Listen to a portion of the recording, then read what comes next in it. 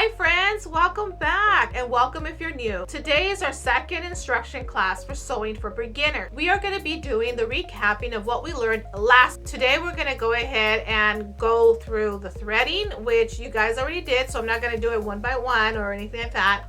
We did the bobbin. We wound the bobbin on the machine that it has the area to wind. We also need to go ahead and get into inserting the bobbin in its place, making sure everything is clear. Another of the things that I wanted to go ahead and do today was go ahead and stitches and show you an easy project that you can make at home if you are wanting to start to do that straight stitching. So number one, let's turn you guys back onto the machine over here, show you what is happening, and then I will let you guys see the stitches that you can get. All right, so here we are with our bobbin. This is the white bobbin, and I was telling you on the last video that there is a hole where you put your thread to start it off right there. I usually don't do it, so if you want to not do it, it's fine. It won't hurt the machine. It just might be a little easier for you, but you will get to know your machine like little by little. My machine, it's been years since I've had it, but we're gonna go ahead. I'm hoping you can see that. That is where the bobbin goes, and it has instructions right here that you're gonna put your bobbin with the thread coming towards the front. As you can see right there, we're gonna put it inside the area, bring your thread forward, and you're gonna follow the arrow that is there, which is just a little place where it pulls it through. And then when you're ready, let me do this, you guys. You don't need the thread that long. Okay, so we're gonna put our thread in, put the thread through this little loop. If you guys can see this little loop here, pull it forward. Now it tells you to cut it off. You can, cuts right off. Then you're gonna take your needle and you're gonna pull it towards you,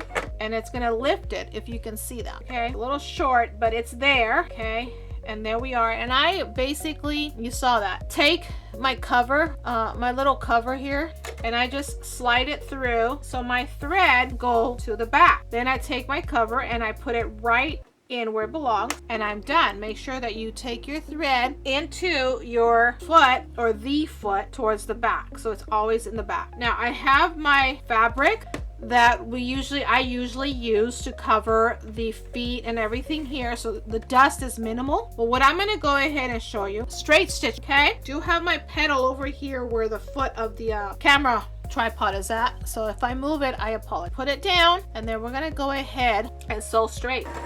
Okay, you bring it down a little. Okay, and again I will bring it up by bringing my wheel forward, and as you can see, there is a stitch right. Okay, now we're gonna cut this. We are going to do a zigzag stitch. Here are my options. I'm gonna go with number 4 here, 2, 4, and it's asking for the J foot, and it has the foot in there already, so I don't have to change it. Okay, now depending on the size of my stitching, right now it's at 1.4 and the length is a 3.5. Let's see what happens when I use that number. Okay, foot down.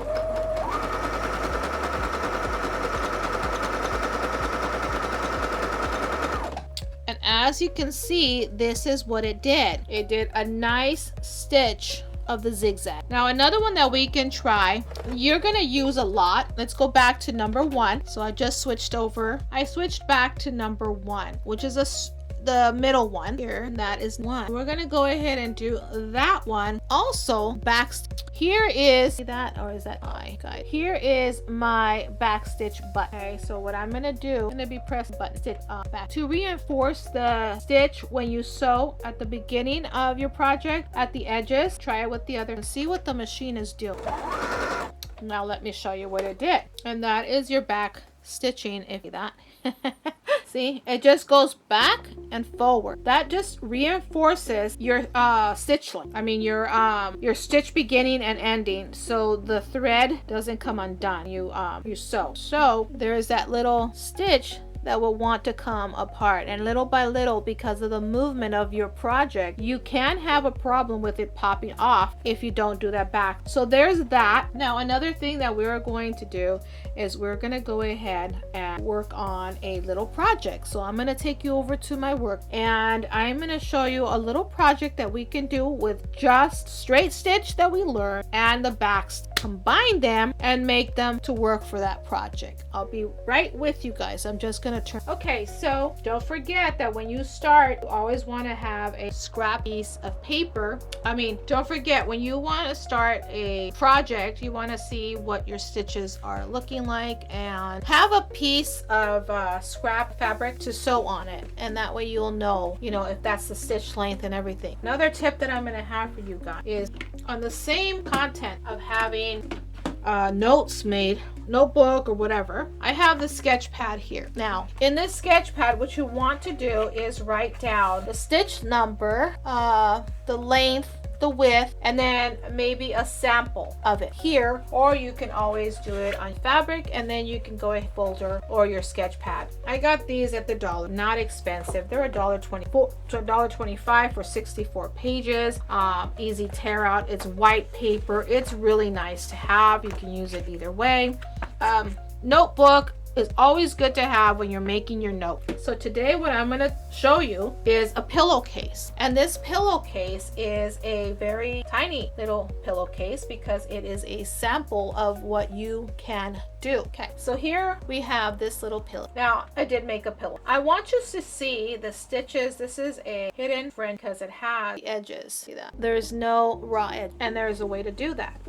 This pillowcase calls for straight stitching, back stitching. That is no special stitching. And there's your pillow. So what you want to do, pull you back a little. Your end result. You're going to want to take any piece of fabric that you want, and the measurements I'll give you next. You need to go out and get yourself a fabric, a yard of fabric for a pillowcase. Now you can do 2 pillowcases, how many ever you want, but for each pillowcase, standard size is 1 yard of fabric that will give you this part, and then whatever color you want for the edge, the trim, and later we'll get into more fancy pillowcases, but whatever color you want for the trim. I usually just go for solid colors, but it's up to you. So grab yourself some pieces of fabric, a yard, and then 1/3 of a yard for your trim. That is what you're going to need. A yard for your, so 1/3 of a yard by the width of the actual yard. That is what so you're going to cut it out. These are basic instructions. I do not have sizes, but you're going to need to cut out, make your trim, main fabric. You're going to want pins because you're going to want to pin it to the edge, and because both sides are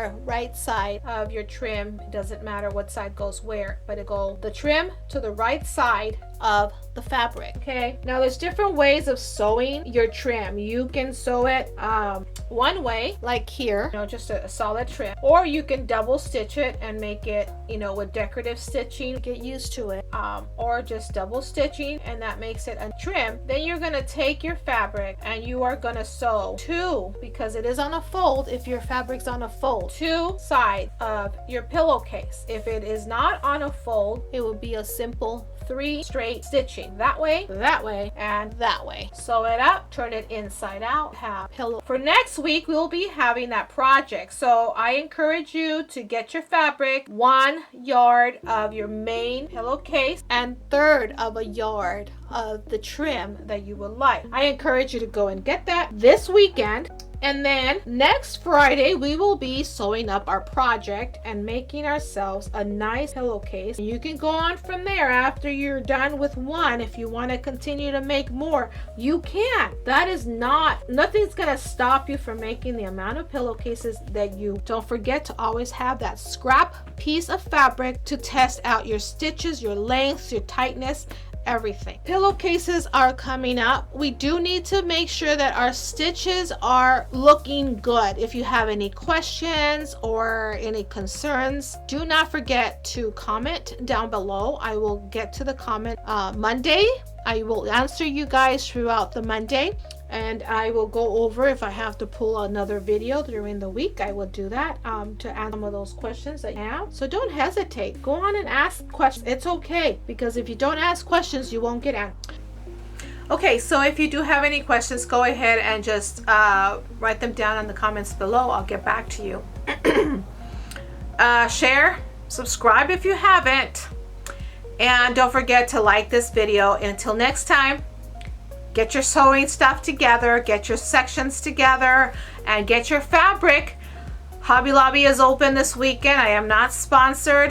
Joann's is out there We have Michael's, and we have maybe you guys have other stores out there that you guys can get some fabric. For me, those are my three that I will look for: Hobby Lobby, Joann's, and Michael's, until we can find something else. But enjoy your weekend, and until next time, bye for now.